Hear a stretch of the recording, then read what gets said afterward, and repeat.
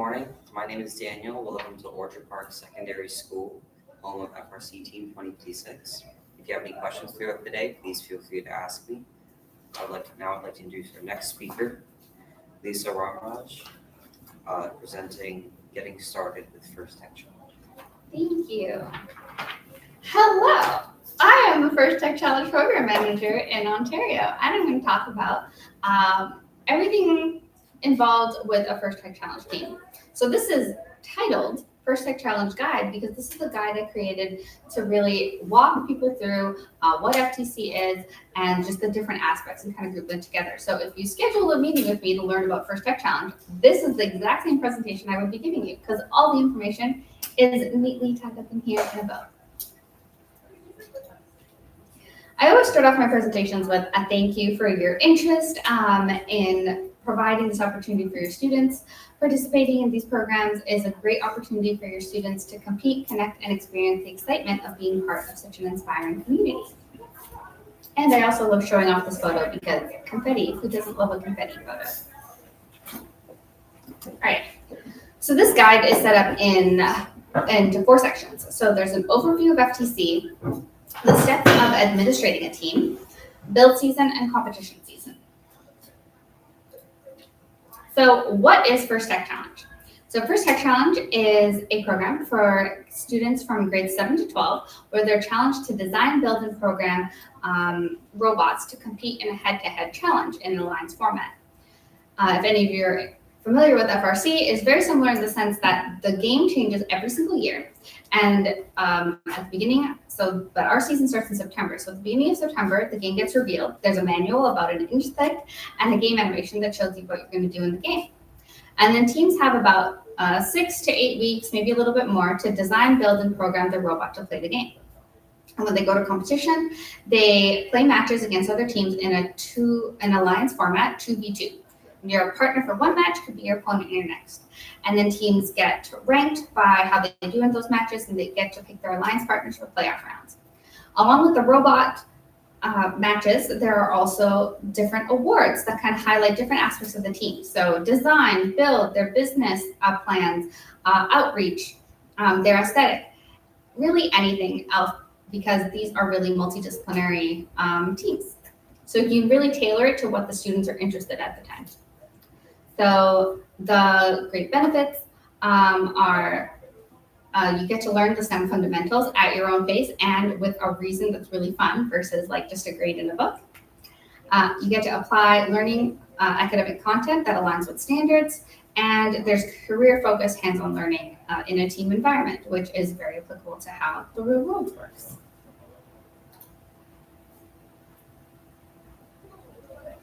My mouse is very clicky, it double clicks a lot. So we always want to touch on inclusivity and accessibility. Our strategic intent is to ensure that all students get a chance to participate in First Tech Challenge is designed to be accessible and inclusive and guided to build student confidence, expanding reach and impact. The idea is that you can start small with this. It can grow with you as large as you want to grow, and also presents students can practice the skills and so that they can go, if they choose to, elevate to first robotics competition.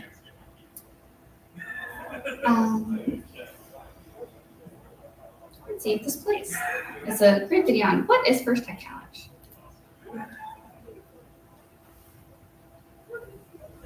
And another sound. Oh, maybe that's me. Once you get the challenge, you figure out your game plan. You build a robot so that you can complete many challenges.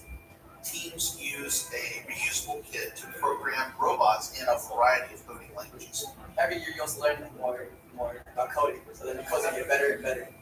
Personally, I do not learn hearing about it, but hands-on is just go into it instead of saying, "Oh, I know how to build this robot." I can say, "I built this robot." In First Tech Challenge, students are developing a broad range of skills. Manufacturing, hardware, troubleshooting, but there's also a lot of things that you learn that you wouldn't necessarily think about people skills. Problem-solving skills, helping one another, helping other teams. the program draws so many students that come in who just want to do the marketing, who just want to do fundraising. You need to do fundraising because you need to buy kits and parts and everything you need for the year. And that's a great thing that the kids learn very early on. The model of FIRST has provided incredible opportunities for the students to interact with professionals. Whenever I ask my mentors a question, they always flip the question around and ask, where would you find the answer to that question if I weren't here? They slowly built my confidence up so much more to the point where we weren't asking the questions. We were just going. Each team has to compete at a local event, win awards at the local event, and then they're able to move on to the first championship. One thing you mentioned is that smell. Smell of robots. There's different languages, different culture. It's just the best thing ever. I think it's incredibly important for youth to see careers in science and engineering as a possibility for them. High school participants have access to over $80 million in scholarships from colleges, universities, and technical programs. First Tech Challenge is one of 4 engaging FIRST programs. First in one word, wow. Fun! First is inspiration. First is amazing. First is hope.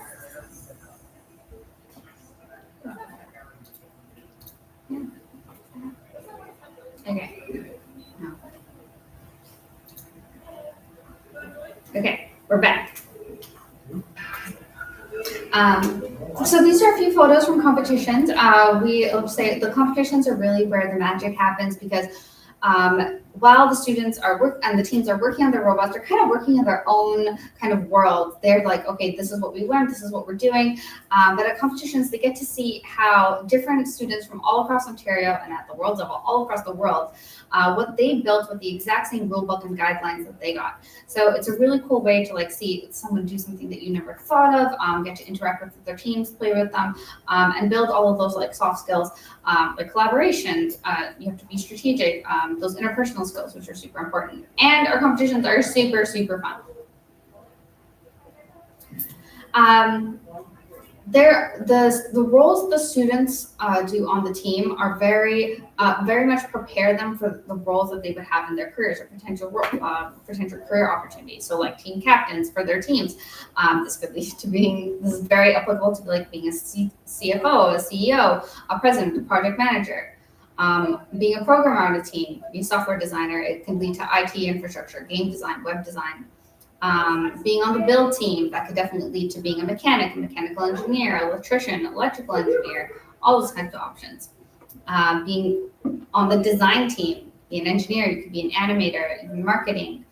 And being on the business side or the business and marketing side, that could lead to being gaining the skills to be an accountant, business strategy, project manager, media and marketing, all those kinds of things. And everything is interconnected. So having exposure to what that kind of thing would look like could inspire you to pursuing one of those careers. Like I mentioned before, along with the robot performance, there's also a bunch of different awards that are based on core values. So the core values are first discovery, innovation, impact, inclusion, teamwork, and fun. All of these things kind of lead to the different awards that we want to highlight. So we have Motivate, the Design Award, Connect Award, Innovate, Control, Think, and Inspire. So all the different teams can focus on different aspects that really speak to them. They can do things and outreach and do that as the students gain new interest in different things or as their skills improve over here. There are different ways to implement the program. So there are community teams, which are typically teams, like it says, in the community, like community groups that capture students from all over the place. There are also in-school or after-school teams where the students are really from that school and the school typically limits attendance or participation on the team to their community. And then there's also classroom implementation where the teams are actually formed from students in a class. So in terms of pricing, because that's always what people wonder first, which is a very fair question. So team registration for the season, so the ability to compete in First Tech Challenge, it does cost $490. The kits to get you started can cost anywhere from $1,500 to $2,000, and event registration is $150 per event. And then there's more information on all of these things like kits, registration fees, all of that on our cost and grants page on our website. There's also a lot of grant opportunities. First Robotics Canada is a charity. Our goal is to secure funds to be able to give them away to help teams get started, especially with those high equipment costs in the first year. These a lot of the materials that you purchase are reusable year after year. So that is our intent, and helping you grow your fundraising base, your sponsorship base as well. So there are lots of grants opportunities to help with that. Okay, reusable equipment. First Tech Challenge is considered an open ecosystem. What does that mean? It means you can pretty much use anything. You are not locked into a specific kit. You're not locked into specific parts. The main thing you are locked into is the control system, because there needs to be a one consistent base that all the teams play off of. This control system does limit some of the things you can use, but typically in terms of power. So certain servos you can't use because the control system is only designed to handle a certain amount of power, and using something bigger than that or more intense than that can cause safety issues. So control system is the base, but you can pretty much use anything. That means that if your school has a wood shop, or like there's mentors that are used to doing that, you can build a whole robot out of wood. If you have access to 3D printing, you can add 3D printing parts onto it. And you can use sheet metal, you can use custom manufacturing. To get started, there are a few manufacturers who have put together what they call FTC starter kits. And these are mechanical kits that have enough parts in them to build a robot that can compete and play in the game. Along with these kits, each of these manufacturers also design what they call a starter robot and provide building and coding instructions for them for that specific game. This is meant to help the teams get off the ground, specifically new teams. And so I always recommend that rookie teams follow the instructions by whichever manufacturer that they have bought into, because at the end of the day, that means that once they're finished following those instructions, they will have a robot that can drive, which is one of the most important things, so you can move from point to point on the field. And they have a robot that can score the main gaming object. And once they have that, they can be like, okay, we want to improve it this way, we want to play with this. Oh, we saw this really cool thing on YouTube, we want to try building it. But at the end of the day, they have something that can play the game, which means they'll go to competition, they'll be able to move, they'll be able to earn points and have a positive impact on their alliances and have a positive experience at the event. Like I mentioned, you can do as much custom manufacturing as you want. So some of our teams who have incorporated First Tech Challenge into their classrooms as a tech design kind of project do a lot more custom manufacturing than you see. But the really cool thing about First Tech Challenge is that you can be completely kit-based if you want. You can go completely custom manufacturing if you want. You can have a mix. It has a low floor and a high ceiling. So you can enter wherever you can. You can enter and start your First Tech Challenge experience with a kitbot. And as you gain experience, as the students gain interest in new things and want to learn, as the community builds around the team, where maybe there's a local sponsor or a company who wants to come in and teach the kids a few times a week, a parent that has experience with different types of manufacturing techniques wants to come in and teach the students. The program can grow to be more. Mention CADing and 3D printing are many things that our teams start doing after their year one or year two as they gain more experience. Do some off-season projects over the summer, kind of assign the students to go learn some things, because there's a lot of community-based resources that will teach the students, okay, this is how you can CAD, this is how you would design something like this. And a little bit about the tech. This is the picture of the control system. Right now, there's programming in both Blocks and Java, so you can a lot of schools have, a lot of kids have had experience coding in Blocks, and they can transition over to Java. They can continue to do Blocks if that's what they're comfortable with, but you can do a lot of complex things. All right, the worldwide season. Registration actually starts in May. The season is officially kicked off in September. Local events typically run between October and March, and then the World Championship is in April. So in terms of Ontario's timeline, because of the way our school year works, we typically see it like this. So the season gets kicked off in September and teams get registered. Most teams in Ontario do not start until the end of September.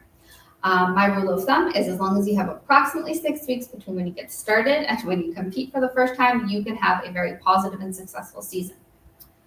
We do event selection in October, and typically this is when the build season for teams start. Qualifying tournaments start in November, mid-November, and they go until early February. The end of February, we have a provincial championship, and then the teams will move on from that and go and qualify for the World Championship. This year's challenge is Decode. It's a really cool game. So we're going to show it.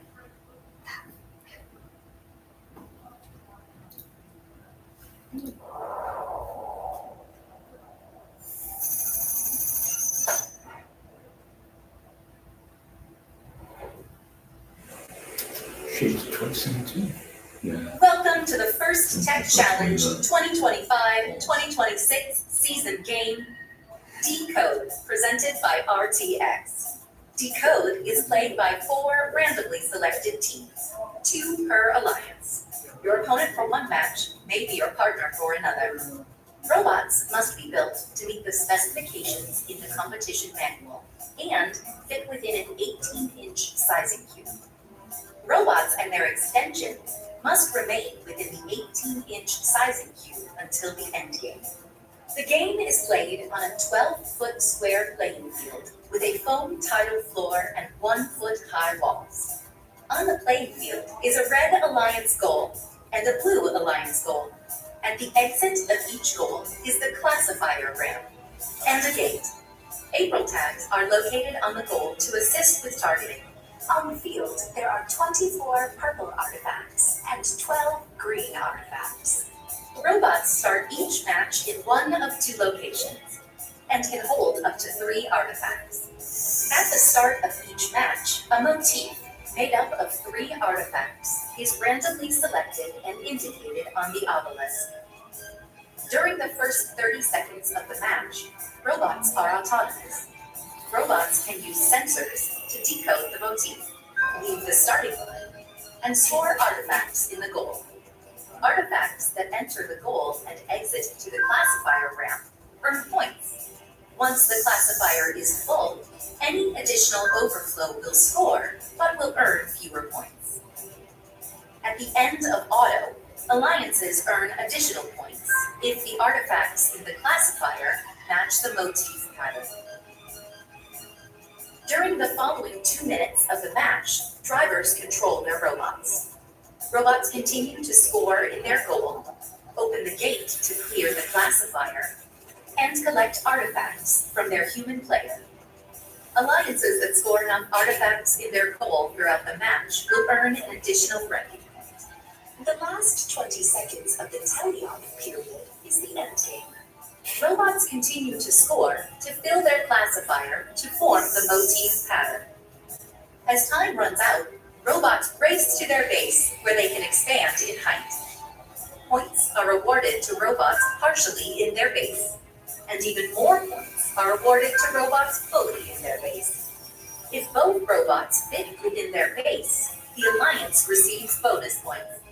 An alliance that can earn enough points from moving in auto and returning to their base will receive an additional ranking. The alliance that earns the most points overall wins the match and will earn 3 ranking points. This has been a summary of this season's game, Decode. So it's FTC's first shooting game in a really, really long time. So we're all super excited to play the game. Like I mentioned before, there's a whole manual that goes with this with all the rules in terms of robot construction, how scoring works, what's allowed in the matches that we always tell teams like that's the first thing you got to do. Second thing you got to do, and the third thing you got to do is to read the manual. Okay, so what's needed to administer a team? So this is kind of listed out as a checklist format so that you can kind of use it like that. And then I have a few slides to go with it. So the first thing is register your team. So you have to register your team and get a team number. There's always instructions to do that. Recruit students. So typically teams can be anywhere from 2 to 15 to even more teams, to even more students. What we typically find is once you go past 15 students, it gets really hard for every student to be a part of being doing every part of the team and the robot itself. So we typically find that once it goes past 15, like we would kind of suggest to split the team into 2 so that the students can really build their own identities with the team. But if you had 16 or 17, like that's okay. We're not going to say, no, you can't do that. In Ontario, most teams have between 5 and 10 students.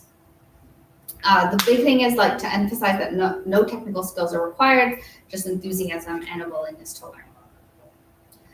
Recruit adult support. Each team needs to have at least 2 lead coaches that are willing to take on the responsibility of administrating the team and ensuring the students are safe when they're doing all the different parts of being on a team. You need to assign lead mentor 1 and 2, and they need to complete their youth protection screening before they can start adding students to their team. A big thing is ordering equipment. So to get started, you need to order the control system and you need one of the mechanical kits. So none of the kits come with the control system. So this is a purchase that things need to be purchased separately. And then other possible equipment that you could order are the field tiles and the perimeter, which are the exact same field tiles and perimeter that you would experience at competition. These stay the same each year. So if you are thinking like long-term, multi-year sort of vision for this team, we would recommend that this is a good thing to invest in because it will stay the same. If you cannot afford the whole thing, which is perfectly fine, what I would recommend is getting a few tiles. Whether you get them from Studica, which is the same place we get them for competition, or you get them from the hardware store, it's better to have a few tiles to practice on so that the surface that the students are driving on during practice is similar, because driving on tile and driving on carpet are very different. Studica also, it's also possible for teams to purchase the actual field set that they will be interacting with at competition. There's the full field version and the partial field version. I typically don't recommend teams purchase the full field set unless they have multiple teams under their organization that will be practicing, but it is a great option. And then I also what I do recommend is if you don't get the full or partial field set, purchase a few of the game pieces because that's really useful when prototyping when you have the actual object. For filler, you can definitely get, these are wiffle balls. You can order them online, maybe getting them from an FRC team that still has them from 2017 because they're just everywhere. But having 1 or 2 of the actual game object in the actual color is really helpful. The next thing you need to do is complete event selection.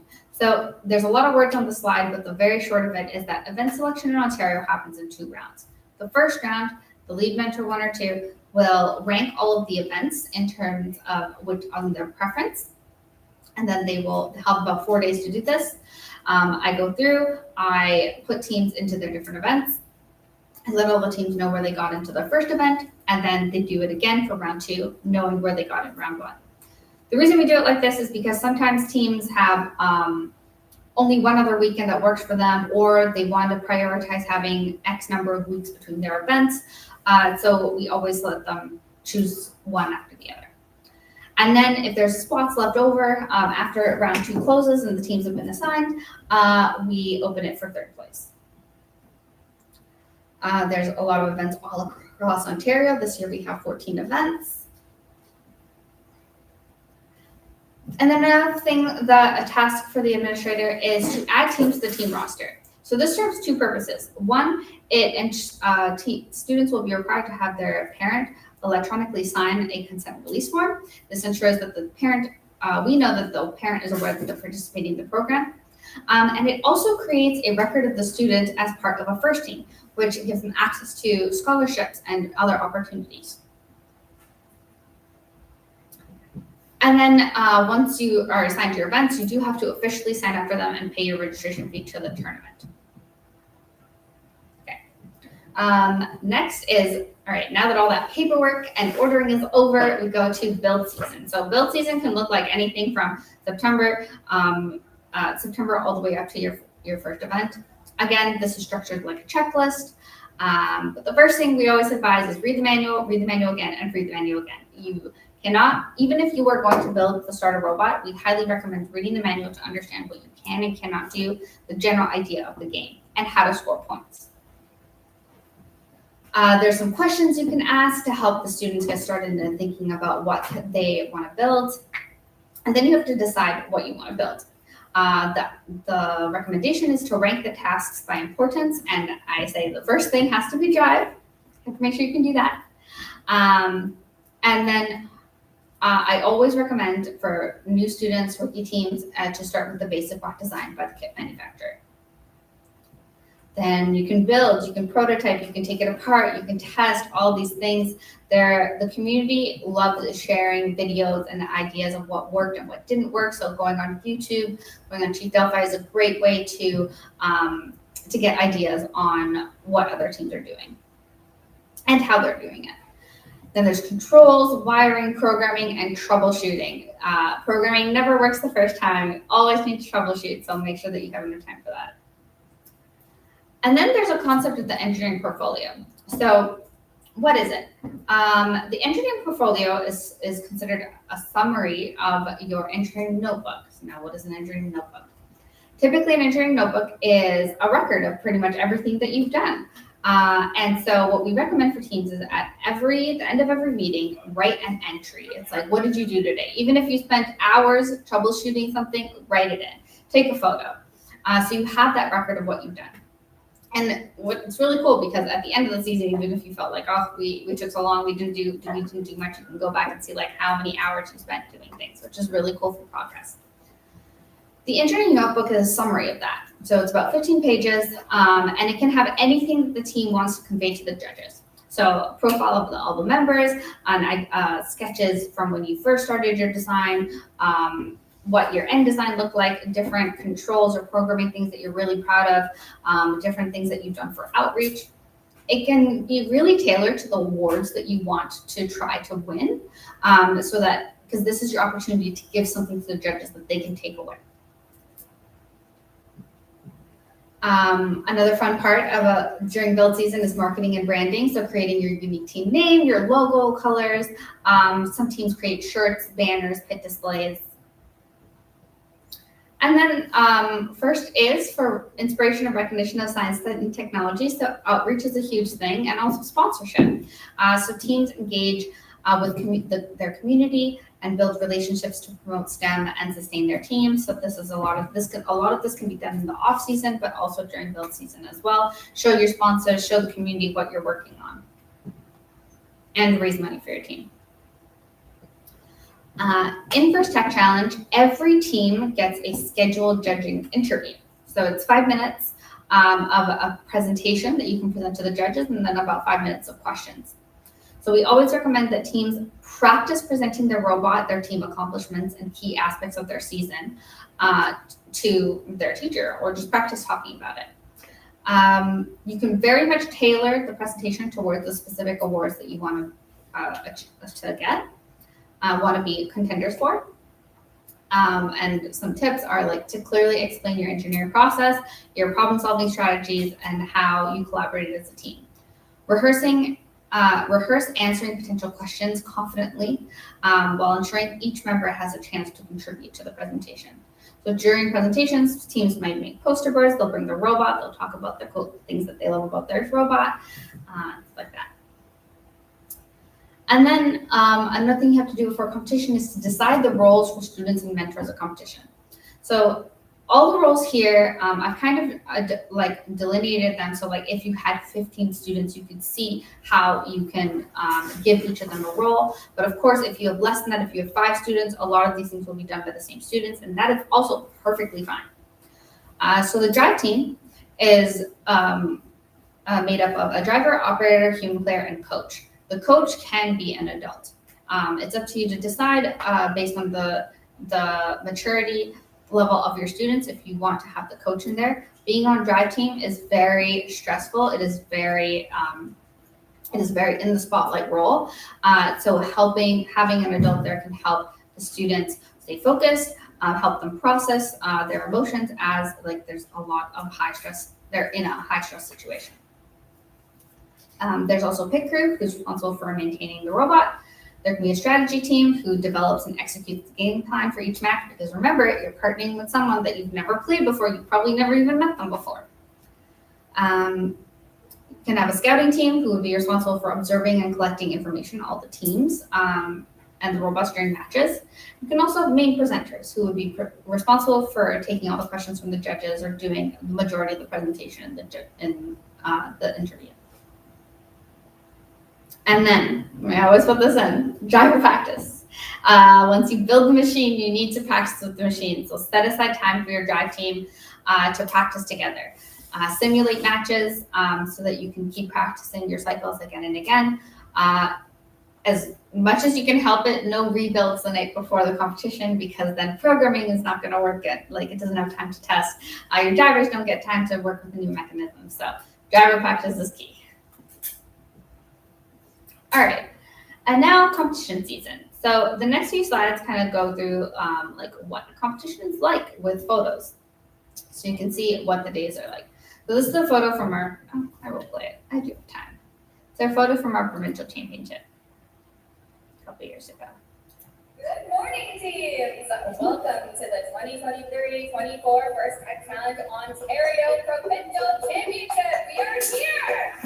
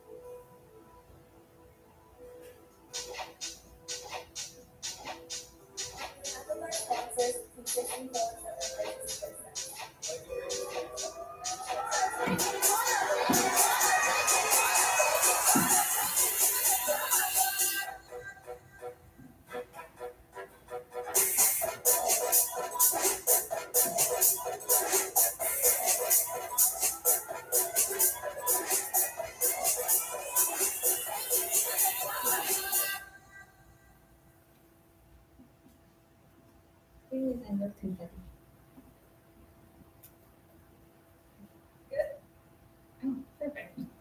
So that's what our competitions are like. So one of the things that each team will receive before the competition is their team information package. This is a Google Doc, and the event host will send this out, and this has everything.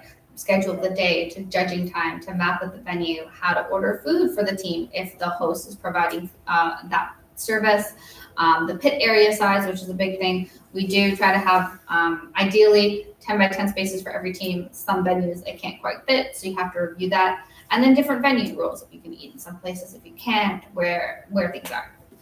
And so every event will put this together for the teams. So So please review.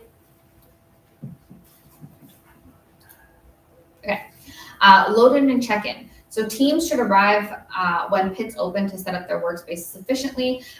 They need to bring all necessary equipment, including the robot and safety glasses. The safety glasses need to be worn in the pit area and competition area by all members, and teams must bring enough safety glasses for themselves and their spectators. Don't forget your tools, spare parts, and team materials. When you arrive, teams need to check in with the event organizers at Pit Admin, hand in their team roster and paper consent forms, and then that's how they will receive their drive team badges. Once they're set up, they should familiarize themselves with the event layout and prepare for robot and field inspection and their judging interview. Robot inspection. So during robot inspection, inspectors are going to check the team's robot to make sure it follows all the rules before competition, and this ensures that every robot is safe and fair and ready to compete. Field inspection is typically done at the field. This is done to make sure that the robots can actually connect and operate on the field and in that environment. The judging interview is a scheduled interview. So this is the thing that teams need to prioritize because it is scheduled. And so let's say you're in line for robot inspection and your interview is in 5 minutes, the team needs to go to their interview instead. Bring your robot, your engineering portfolio, and your poster board, laptop, monitor, or anything if you have visuals, because there's no guarantee, there's no expectation that there's going to be a projector, screen, or anything like that in the actual judging interview room. At the end of all the judging interviews, there's going to be a driver's meeting. So the driver's meeting, all the key game rules are gone over, match procedures, which is the biggest thing, and safety protocols are reviewed, and fields and game elements are shown. The teams can ask any clarifying questions if they have uncertainties based on like team updates, things like that. Teams will be shown where they queue for matches and the paths to follow to get on and off the field. The meeting ensures that all drivers and coaches are prepared for a smooth competition. All drive team members should attend this meeting. If they are unable to, at least one responsible adult needs to attend this meeting to get all the information. Opening ceremony. So at all our events, qualifying tournaments, the opening ceremony is at 11. And this is a chance to everyone gather with excitement and energy. The event organizers will welcome participants, recognize volunteers and sponsors, and kind of set the tone for the rest of the day. As soon as opening ceremonies ends, the first match gets set up, and we get ready to play. So unlike FRC, we don't typically stage the robots on the field before, just because like if people want to queue, if people want to queue, it's fine. It's just like we'd rather them have more time in the pits, so because they're so small. So we'll just do that. And then we go on a roll for qualifying matches. So during the matches, teams are randomly paired of alliances of 2. The alliances will compete against each other. Earn points. Teams participate in between 5 and 6 matches in qualifying tournaments. And then they're ranked based on their ranking points. And at the end of qualification rounds, the top 4 to 6 teams get to select their partner for playoffs. The funny thing about qualification rounds, so we typically try to have an hour of qualification rounds before lunch. We are always behind schedule, no matter what. Without fail, behind schedule before lunch because teams are still like learning the process and like getting ready and stuff. After lunch, breeze. We always get back on or ahead of schedule after lunch because like now it's because in the mornings there's a lot of things you gotta get done. So it's a lot of chaos and like flustered. But at the end of the day, it's just matches. You just focus on matches, which is really nice. So we always make up time. So it's like we don't stress about it. We know we're gonna be behind. We know we're gonna catch up. So the 4 to 6 teams get to pick their partners based on how large the event is. So if it's more than a certain amount of teams, which I cannot remember off the top of my head right now, then it'll be 6. Strategy is a big thing that happens throughout the matches. Strategy discussions typically happen between the alliance partners before the match. So it's very normal for your alliance partner to come talk to you and be like, I want to talk to the coach, or I want to talk to the drive teams about like what we want to do for the match. You can say, here's my strategy team, this person, they'll tell me what to do. Clear communication is very key for strong game plans. Scouting. So for some teams that have more parents in the stands or just more spectators, they might do scouting or they might assign it to just 1 or 2 students. And the idea is they track the robots' strengths and weaknesses and their scoring abilities and their reliability. All this information helps in alliance selection.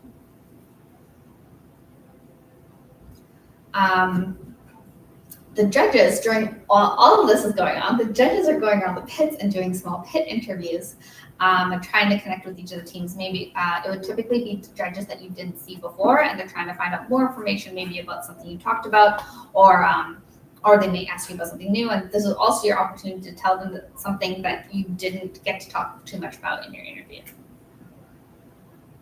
So pit interviews always after the judge interview? Yeah. So they're typically like the judges will leave opening ceremonies right after they're introduced and then like figure out who's going to go talk to who, and then they go try to catch the teams after. And they try to get to every single team. Sometimes unfortunately they can't, but they do really try so that all the teams feel loved. And it's kind of hard because like you're trying to, sometimes you end up talking to the team at the pits or something, or like in queue, because you're like, I cannot come, I've tried to come talk to you and I can't come talk to you. I want to give you this opportunity. So it's like a big balancing act, right? And then alliance selection. During alliance selection, the top ranked teams get to pick their partner. Like I said, here's the table, so I didn't have to remember it. So typically by default, a lot of our events are between 11 and 20 teams. So like that's a typical one. So that'll be 4 team alliances and playoffs. We do have quite a few large events. So once it's over 21 teams, it is 6 teams. There's lots of different reasons teams will pick another team: robot compatibility, capability, and consistency versus peak performance. And then we run through the playoff matches. So it's a double elimination format as per the manual. So once you lose twice, you're out. And then we have our award ceremony. So, it's actually that awards get given out like between the playoff matches, just like FRC. If they're second or third place awards announced, teams are asked to stand instead of come down to be recognized. And then first place award winners go through the high five line, made up of judges and volunteers, and get their trophy.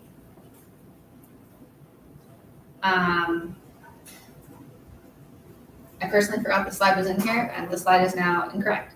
The slide is supposed to talk to advancement. Advancement has actually changed. So this is the old advancement about how it used to go down a list. But now, what advancement is right now is that all teams will earn points based on their performance. So their qualification round performance, whether or not they're alliance captain, where they get picked in playoffs, and their awards.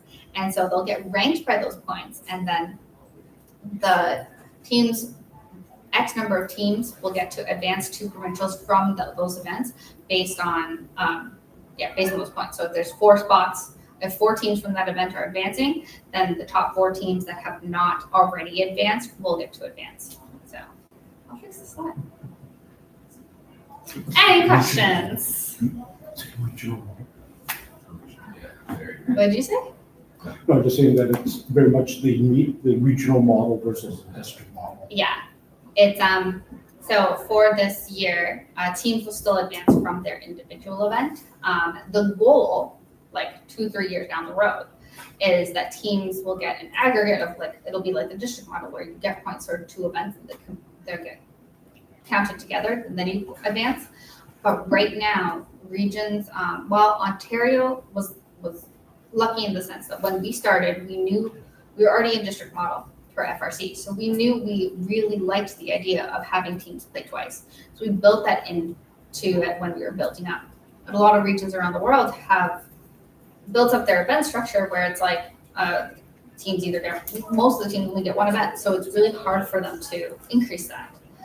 So HQ, rightfully so, is giving those regions a couple of years to ramp up, because going from even like the COVID year, going from COVID where we had 8 online events to going to 8 in person was extremely hard. because, you know, you're hoping that you go from 2 to 4 to 6 or something like that, right? Now we're adding 3 to 4 events a year, which is still hard, but easier than going from nothing to 8. So for these other regions, I totally understand that it's really hard for them to build up. But all teams want to play more. But in some regions, teams play an insane amount more because they do what's called leagues. But leagues are different. And that's all I'm going to say on corporate. I saw a reference to leagues, but I didn't. Yeah, so just in Ontario, we're gonna, it's kind of been some advice from other alum who've from the States who've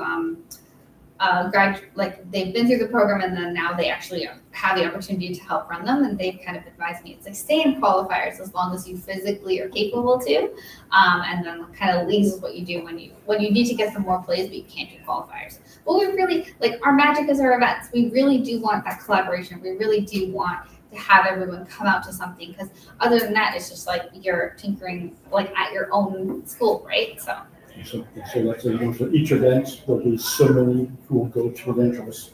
Yeah. And then for provincials, same thing again. Yeah. So that's actually, I should add a slide for that. So just what happens there. So as of the cutoff for HQ takes our team list as of December 2nd, and then they do world allocations. So they'll freeze it there based on the number of teams that you have there. They'll allocate it accordingly. Last year we had 4 spots at Worlds, and then they also have what's called premier events. So these premier events are supposed to be world-class events that are in different parts of the world. So they are going to happen anywhere from May to August, I think, is kind of the time frame, and they're different. So there's one in Europe, there's a couple across the U.S. First Canada is actually going to host one in June, and there's going to be one in Alberta and in Asia as well. So they're world caliber. They're meant to give more opportunities for teams to advance, which is really awesome because at World Championship we only proportional wise to the percentage of FTC teams, we have a small amount that's physically capable of hosting in that space. So we're really excited for that opportunity. And so last year we had 5 premier event spots. So the teams can advance to that based on the point system at provincials, because there'll be points for provincials as well. But I think there's going to be more spots for premier events this year going forward. So it could be so from provincials, 14 to qualify for Worlds, but 16 to go to the Exactly. They'll have the choice to rank. And teams, the Worlds teams can choose to do a premier event instead of going to Worlds. And then that World spot would go to the next team. So is it one or the other? Last year it was one or the other. This year they're going to allow teams to do both because they wanted to fill the premier events more. And so it's last year was the first year of doing them. It was kind of a pilot program. The community is not used to them. There's no, HQ wants them to be high caliber, so they kind of had to figure out what does this look like. So we're hoping that this year teams are going to be more planned and kind of going into the season expecting it, because last year it was kind of it kind of launched November, December, which is quite late in the season. Teams have already had months, kind of thinking Worlds at the end. So it's kind of hard to shift. Even if you want to advance, it's hard to do that shift. But this year they're hoping that there was a lot of buzz about it. They promoted it a lot. Sure. You're awesome. So we're hoping that will be really good. But yeah. I don't know time-wise when this will send. Oh, cool. Well, if anyone has any questions, you can always, my email is, wait, hold on. Oh, there it is. There was one more slide. I made the slides and I forget what the slides say. Does it quite often. But you can find my email on First Worlds Canada's website under staff, and we can help you get started with FTC. Yay. Thank you.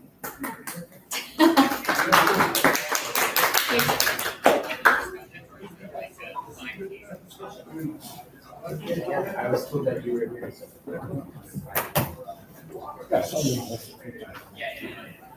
I was just design for the Yeah, I think, that's enough.